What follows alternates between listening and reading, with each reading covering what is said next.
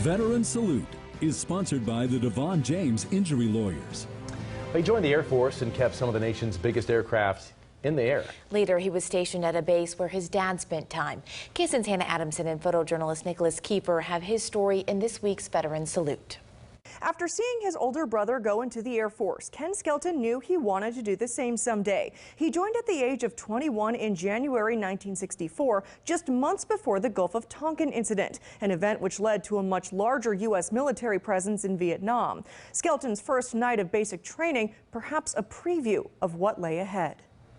During the night, I heard several of the guys crying, away from home, probably for the first time for a lot of these guys.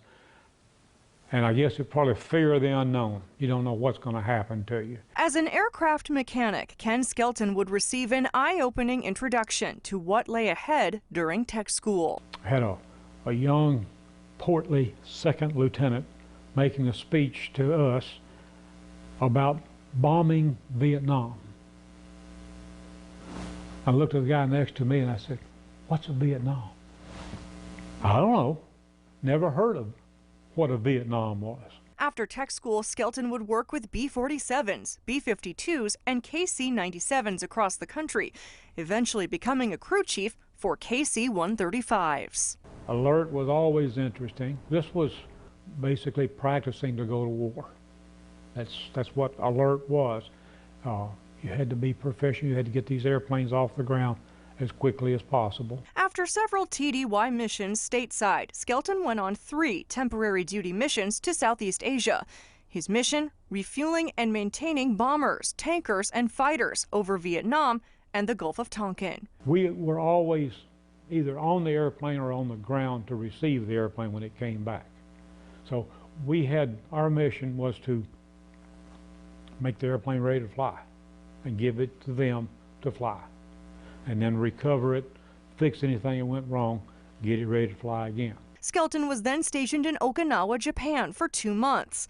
His time there a sobering experience, as his own father had made the invasion of Okinawa during World War II. He had the hand of God watching him, taking care of him. I had told Dad that I was going, and I think it caused some flashbacks with him, because there had been some bitter fighting on Okinawa. And 20 years later, I'm there. And he sent me a letter while I was there saying, "Stay out of the jungles." It meant a lot to me that he would say that. His final TDY overseas would take him to Thailand. Utapao, Thailand, interesting place. We did most of our work at night. Out of Utapao, most of those missions were the fighters.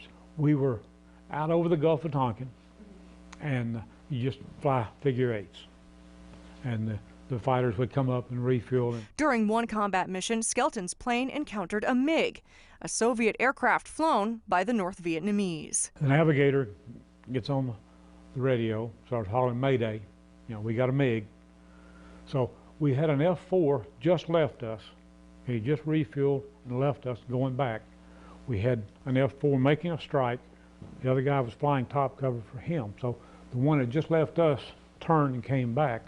Well, the MiG made those 3 quick passes, and then he took off. Despite several similar close calls, Skelton credits his crew and the Air Force pilots he worked with for making sure he returned home. One of my favorite sayings, just keep on keeping on. That's what you do. Skelton would go on to work in the car industry and for Boeing until he retired. Here for you, Hannah Adamson, KSN News 3. On behalf of Devon James Injury Lawyers, we're honored to recognize this week's veteran, Mr. Ken Skelton, who served our country in the Air Force and flew on the KC-135. Thank you so much for your service, sir. Thank you, sir. Veteran Salute is sponsored by the Devon James Injury Lawyers.